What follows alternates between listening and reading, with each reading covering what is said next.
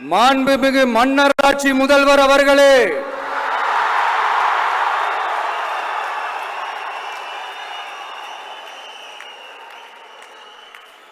மாண்புமிகு திரு முத்துவேல் கருணாநிதி ஸ்டாலின் அவர்களே,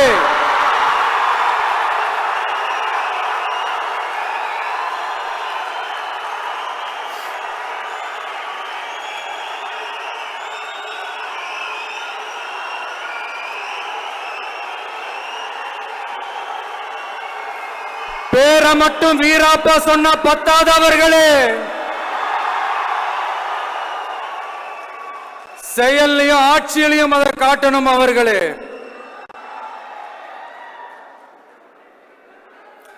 ஒன்றியத்துல பாஜக ஆட்சியை ஒரு பாசிச ஆட்சின்னு அடிக்கடி அறைகூவல் விடுத்துவிட்டு இங்க நீங்க பண்ற ஆட்சி மட்டும் என்னவா? அதுக்கு கொஞ்சம் கூட குறைவில்லாத அதே பாசிச ஆட்சி தானே. ஒரு கட்சி தலைவனா ஜனநாயக முறைப்படி என் கழக தோழர்களையும் என் நாட்டு மக்களையும் பார்க்கறதுக்கோ சந்திக்கிறதுக்கோ தடை போடுறதுக்கு நீங்க யாருங்க?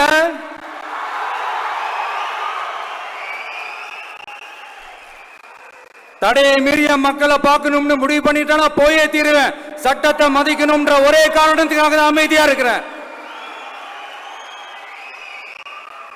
நேத்து வந்தவெல்லாம் முதலமைச்சர் ஆகணும்னு கனவு காண்றான்னு சொல்றீங்க.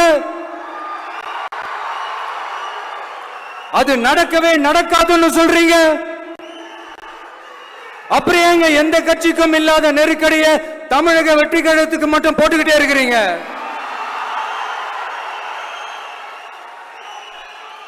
அணை போட்டு ஆத்த வேண்டும்னா தடுக்கலாம், காத்த தடுக்க முடியாது. அதையும் மீறி தடுக்கணும்னு நினைச்சீங்கன்னா சாதாரணமா இருக்கிற காத்து சூறாவளியா மாறும். ஏன் சக்தி மிக்க புயலா கூட மாறும். எனது அருமை தமிழக வெற்றி கழக தோழர்களே, நான் மாநாட்டில் ஒரு விஷயத்தை ரொம்ப வலியுறுத்தி சொன்னேன். அதே தான் இங்க நான் திரும்பவும் ரிப்பீட் பண்றேன். இந்த மண் பிளவுவாத சக்திகளுக்கு எதிரான மண், சகோதரத்துவ மண், சமய நல்லிணக்கத்தை பேணும் சமூக நீதிக்கான மண். இதை நம்ம பாதுகாத்தே தீரணும். உங்க எல்லாரையும் வேண்டி வேண்டி கேட்டுக்கிறேன். தமிழ்நாட்டிலிருந்து பல பகுதிகளிலிருந்து வர செய்திகள்லாம் கேட்கும் போது மன உளைச்சலையும் மன வேதனையும் தரதாகவே இருக்கு. சட்டம் ஒழுங்குன்னு ஒன்று இருக்கிறதாவே தெரியல. அதுக்கெல்லாம் இந்த கரப்ஷன் கபடதாரிகள் கவர்மெண்ட் தான் காரணம். இந்த நிலைமை மாறணும்.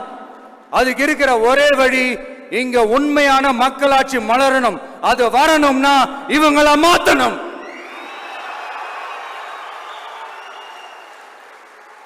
அதுக்கு என்ன வழி? அதுக்கு நாம என்ன செய்ய போறோம்? நம்மளுடைய தோழர்கள் டெய்லி மக்களை போய் பாருங்க, அவங்களோட பேசுங்க, ஒவ்வொரு தெருவுக்கும் போங்க, ஒவ்வொரு வீட்டுக்கும் போங்க, அவங்களோட பிரச்சனைகள் என்னன்னு கேளுங்க, அதை தீர்க்கிறதுக்கு என்னன்னு வழின்னு யோசிங்க. அப்பதான் அவங்களுக்கு நம்ம மேல ஒரு நம்பிக்கை வரும். அப்படி ஒரு ஆழமான நம்பிக்கையை விதைச்சிட்டு அதுக்கப்புறமா நிமிந்து பாருங்க.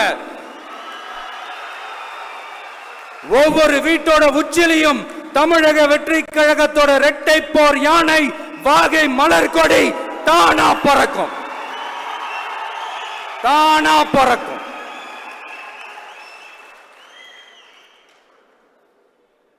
மாண்புமிகு மன்னராட்சி முதல்வர் அவர்களே,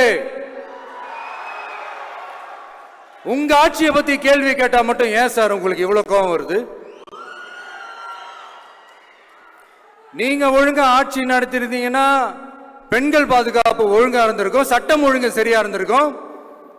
பச்சை பிள்ளைங்க, படிக்கிற பிள்ளைங்க, சின்ன பொண்ணுங்க, வீட்டில் இருக்கிற பொண்ணுங்க, வேலைக்கு போற பொண்ணுங்கன்னு இவங்க எல்லாருக்கும் நடக்கிற கொடுமைகளை சொல்ல முடியல சார்.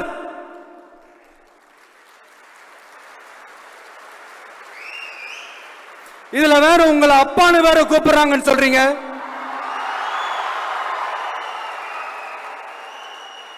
தினம் தினம் உங்களுடைய இந்த கொடுமைகளை அனுபவிச்சுட்டு இருக்கிற என்னுடைய சகோதரிகளான தமிழ்நாட்டு பெண்கள் தான் உங்களுடைய அரசியலுக்கே ஒரு முடிவு கட்ட போறாங்க, உங்களுடைய ஆட்சிக்கு ஒரு முடிவு கட்ட போறாங்க, உங்களுடைய இந்த அரசியல் வாழ்க்கைக்கு ஒரு முடிவு கட்ட போறாங்க. சரி, பெண்களோட லைஃப் தான் இப்படி போராட்டமா இருக்குன்னு பார்த்தா இங்க எத்தனை போராட்டங்கள்? பரந்தூர் போராட்டம், அரசு ஊழியர்கள் ஆசிரியர்கள் போராட்டம், போதைப் பொருள் எதிர்ப்பு போராட்டம், வரி உயர்வு போராட்டம், மீனவர்கள் போராட்டம், போக்குவரத்து ஊழியர்கள் போராட்டம், சாதிவாரி கணக்கெடுப்பு போராட்டம், சாம்சங் தொழிலாளர்கள், டங்ஸ்டன், விவசாயிகள் போராட்டம், மின்கட்டண உயர்வு எதிர்ப்பு போராட்டம், இஸ்லாமிய அமைப்புகள், செவிலியர்கள், மருத்துவர்கள், இந்த மாதிரி போராட்டங்கள். இதெல்லாம் சும்மா சாம்பிள் தான். இது இன்னும் சொல்லிட்டே போலாம், இந்த நாள் பத்தாது. ஆனா இந்த எல்லா போராட்டங்களுக்கும் தமிழக வெற்றி கழகம் கூட நிற்கும்.